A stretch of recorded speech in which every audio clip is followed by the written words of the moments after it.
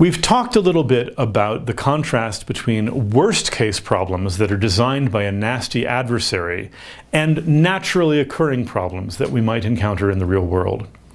It turns out that physics, especially statistical physics, gives us a lot of machinery and mathematical techniques for thinking about the range of problems that we might encounter and how these problems get harder and how their landscapes change as we increase the density or strength of their interactions and constraints. And we'll see later that classic NP-complete problems like 3-SAT or graph coloring undergo phase transitions as we increase how constrained they are. They can go from easy to solve to there's a solution but it's hard to find to there's no solution at all. So I'm going to start by talking about a classic model in physics called the Ising model. Now, this is a model of magnetic materials. How does it work? Well, I'm not really going to go too deeply into the physics, but I want you to understand, at least at a qualitative level, what it's talking about.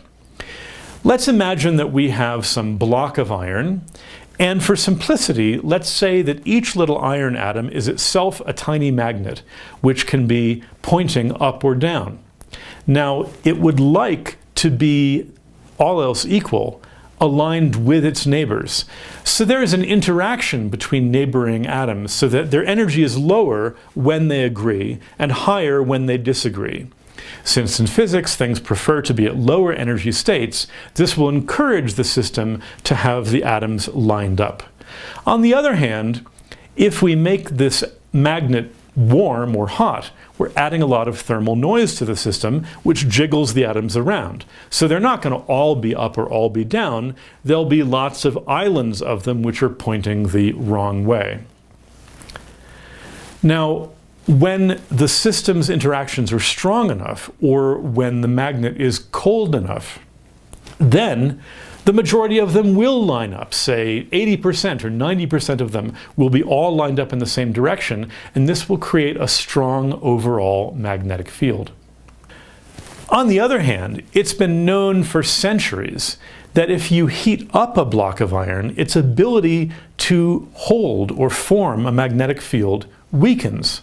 And in fact, Curie's, in this case Pierre, he was married to Marie, maybe you've heard of him too, found that this was a sharp transition, a so-called phase transition, or if you like Malcolm Gladwell books, a tipping point. There is a specific temperature at which the magnetization of the block of iron takes a dive and hits zero. It doesn't tail off gently as the temperature goes to infinity. Instead, it drops very sharply, almost discontinuously, to zero. So what's going on here? Well, if we were to look microscopically at the magnet and imagine coloring the up atoms black and the down atoms white, below this temperature we would see a clear majority of one color with small islands kind of flashing in and out of existence of the minority. As we go up toward this critical temperature, these islands would grow and eventually they would merge with each other so that you could no longer tell what's the islands and what's the sea.